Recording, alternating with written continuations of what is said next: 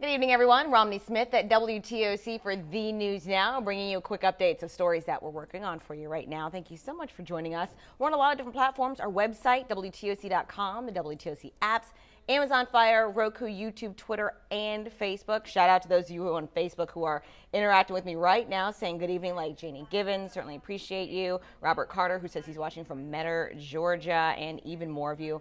Thank you so much for joining us. Okay, so right now the big story, Savannah police are investigating after a 40-year-old man died as a result of being shot on Saturday night.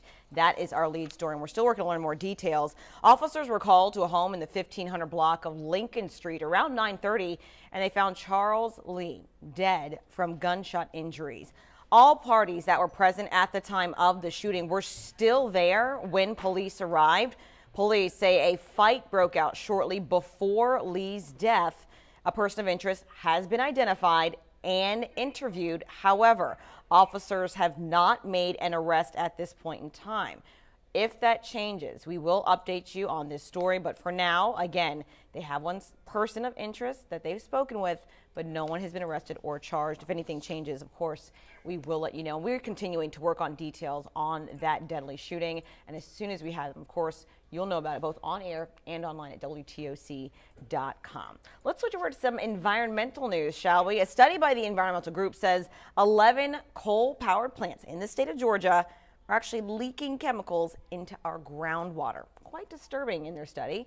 Two environmental groups say Georgia Power owns 10 of those 11 coal-powered plants. The company says repeated tests in recent years show no impact on the state's water quality, though. Georgia Power says it's working on plans to close 29 ash ponds at 11 different plants.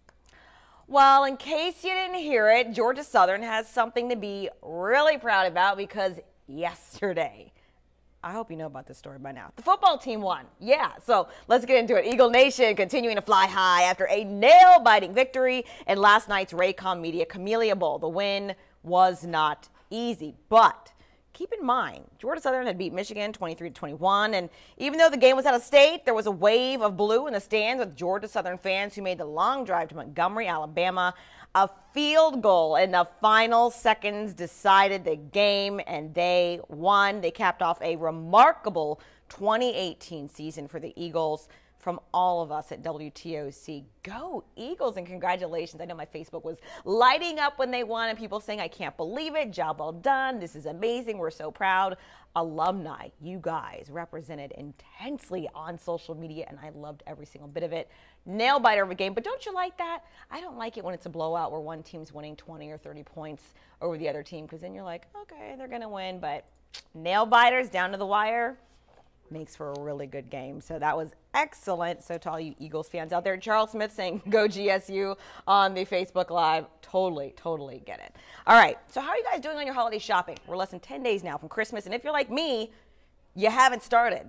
But that's okay, because Amazon's got us covered. Amazon giving everyone extra time to finish Christmas shopping if you need last-minute gifts. You have until Tuesday to get free shipping, but get this, if you're an Amazon Prime member, you get free one-day shipping.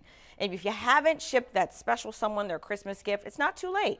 You have until Thursday to ship your Christmas presents. And even if you don't make the deadline, you can always pay extra, a lot extra, and you can get overnight shipping. Officials say if you want to ensure that your packages make it by Christmas, your best bet is to use common sense and get there as soon as possible, meaning tomorrow. But if you're like me and you haven't started, you got to go online now, and maybe something will come in the mail, and then it'll be a little bit late, but it's okay because it's about the spirit, right? That's what I tell myself. Hope you do too.